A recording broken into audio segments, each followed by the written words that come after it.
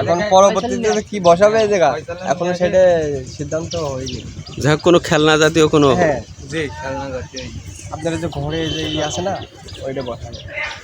চলছে উন্নয়ন, তৈরি হচ্ছে পার্ক। সুপ্রিয় দর্শক, দেশ ও দেশের বাইরে যে যেখান থেকে ভিডিওটি দেখছেন সবাইকে বিনোদনের এক মুহূর্তের স্বপ্ন দেখাতে আপনাদের নিয়ে এসেছি কাপাসিয়া বাউড় ইকো পার্কে। বিভিন্ন খেলনা বসানো জায়গা তৈরির জন্য দক্ষ কারিগর দ্বারা সঠিক মেজারমেন্ট তৈরি সহ পার্কটি সুসজ্জিতভাবে সাজানো হচ্ছে।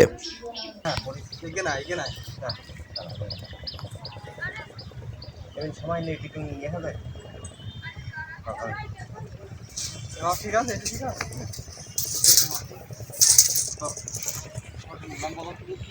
এখানে কি কি দেখলে তুমি? চিতা দেখলাম, ঘোড়া দেখলাম, বাঘ দেখলাম, কুমির দেখলাম, ময়ূর দেখলাম, বিভিন্ন খেলনা তৈরি করছে।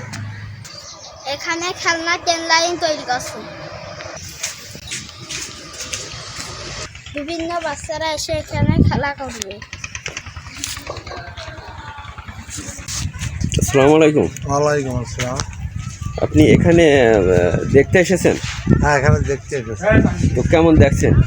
এখানে কাপাসিয়ার বাউড় একটা পার্ক তৈরি হচ্ছে, এখনো কার্যক্রম শেষ হয়নি। বিনোদনের ব্যবস্থা আছে, কিছু কিছু মাল এসে গেছে আর কিছু কিছু মাল আসছে, নতুনভাবে কেবল সাজানো হচ্ছে। ইনশাল্লাহ সামনের ঈদে আমরা এখানে সবই চলবে।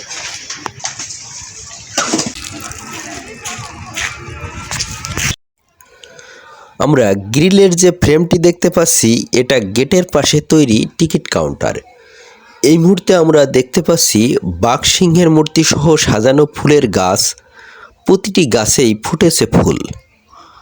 বাহারি রঙের ফুল আর প্রকৃতির মুগ্ধকর বাউড় পাড়ের তৈরি করা টিনের ছাউনি সহ বাঁশের তৈরি ঘর, যেখানে দর্শনার্থীরা বসে বাউড়ের পানির ঢেউয়ের দৃশ্য উপভোগ করবে।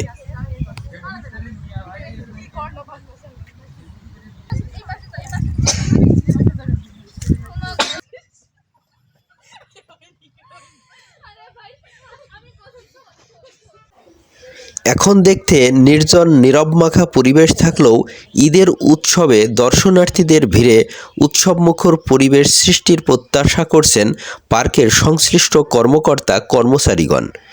এই মুহূর্তে পার্কটির সবার জন্য উন্মুক্ত থাকলেও অল্প কিছুদিনের মধ্যেই টিকিট গ্রহণের মাধ্যমে প্রবেশ করবেন দর্শনার্থীরা।